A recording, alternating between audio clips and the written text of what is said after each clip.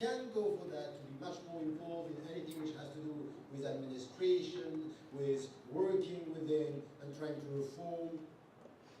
You know, don't think that only the people who are going to pray are full of sincerity and they are fearing God, and the people that are running are not.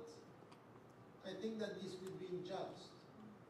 So you have to rely, husn al-dhan, meaning just to have this positive judgment at the beginning, and try to find the people within the mosque that can be sensitive, that can listen to you, to some of your concerns. Go and speak constructively, not by, oh, you are all the same. You know, if you are coming to me and saying you are all the same, that's fine, thank you. The discussion is over.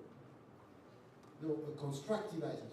And then third thing, which is also important, is that sometimes you have to do things and to reform and you have to be involved, and it's good to have this. For example, I would suggest that we need to have more people, and men and women in the mosque, in administration. We need to have more women involved in anything which has to do with the mosque and activity in the Muslim organization.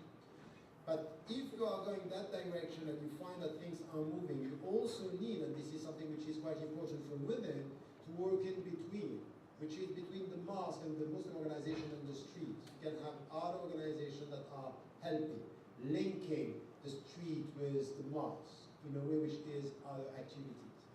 But in no way we can just sit down and blame all these corrupt people that are running mosques and just not do anything else. I think that to reform from within always is to start with acknowledging.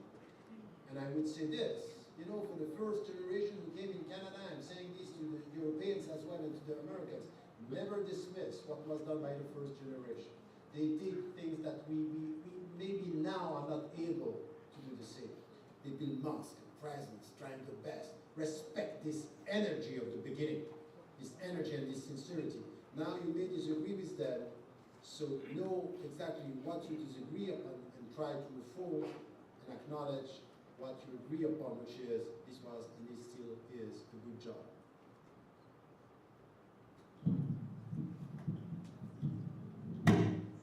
Okay, so unfortunately, as things go, people have warmed up and there are a lot more questions, but we're in trouble both on time and space.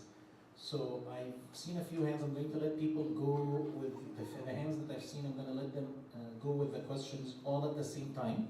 So one after the other, but before Tariq answers. And then I'm going to throw in the mix a kind of a broad question taken from the different questions we've gotten in writing. And then we'll give Dr. Tariq a couple of minutes to answer all of our questions. And then we'll close. So we'll start over there, Medina. Just to follow up of what the gentleman before we started and you mentioned it, I want to just hear your comment on inclusion of women in Islam. Yes, we need to be engaged in the large community as a community at large, but what kind of spaces and what comments you have for men in the mosques and in the Arab area that women are the pillars of families and women are pillars of communities.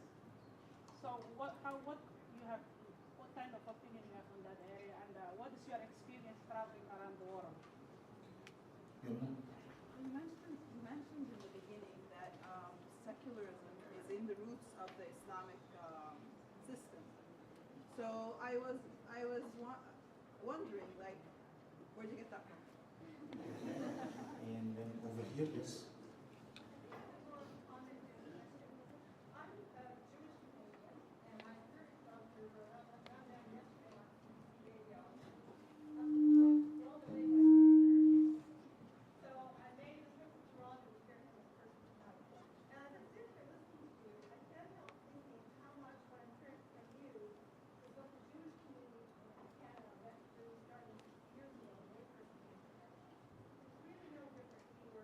Here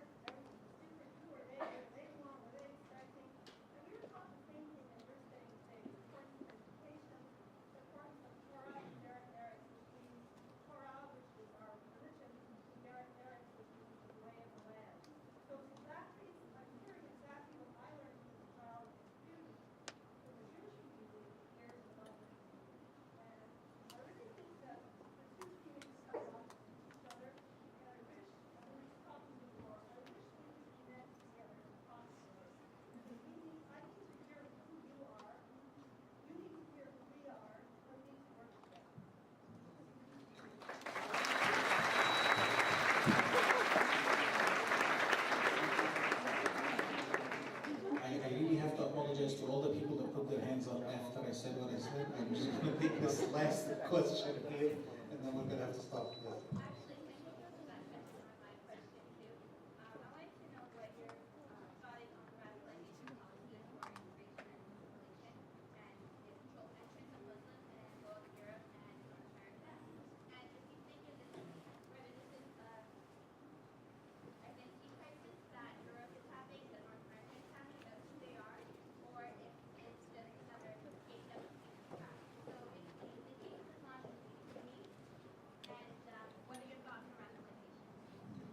You have the question on radicalization, uniqueness of the Islamic East, the comment on the need for communities to connect and get to know one another and teach each other, a question about secularism and the relationship between that and Islam, a question on the role of women, and two questions that come out from here have to do with your point about imposition.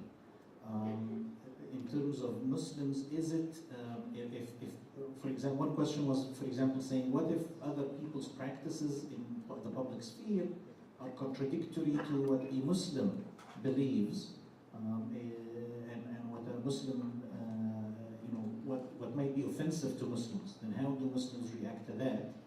And then, in terms of within the Muslim community, how about the imposition of one type of Islam over the other, either by authority?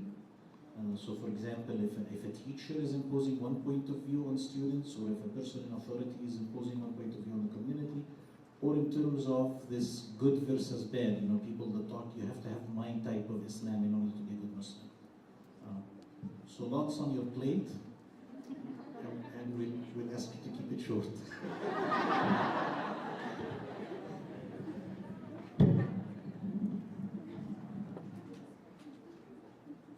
Okay, thank you. The first question about women. Having, once again, for the last 25 years, have been working on that and going along what I think is really a deep reform process. In the book, Radical Reform and Islamic Ethics and Liberation, I allocated one chapter on women, and before that, in every single book I'm coming to this. In the book on the Prophet, the book I wrote, The Messenger, and you have it in the footsteps of the Prophet, I'm also coming through his life to get a sense of women during his life, in mosques, for example, in solidarity work, in public life, to say that what we are doing now is very far from what he was promoting, accepting, and experiencing with women. So I would say three things. The first is really for all of us, the emancipation process here, it's really knowledge. It's really to come to know better the principles and what we are talking about. And all of us, men and women, this is something which is very important. The second thing which is really important here, it's also something which has to do with the principles that we have, the knowledge of these principles. It's for the women not to play the victim, to stop with victim mentality. Meaning by this, that getting knowledge is important, and then to be involved in the discussion and to be part of the process and not say, oh, it's about this. I understand that it's very difficult, and the experiences and discrimination is there, and some Muslim men, the way they are dealing is wrong. But I would say here, it's really to be committed and say, okay, now, with all my respect, with all my knowledge, I am going to be committed to reform this for the better. And not against men and women in the name of Islam, against wrong understanding and cultural understanding of Islam. So we have two problems here, is projection and reduction. Projection onto on Islam, our cultures, and reduction is to take one literal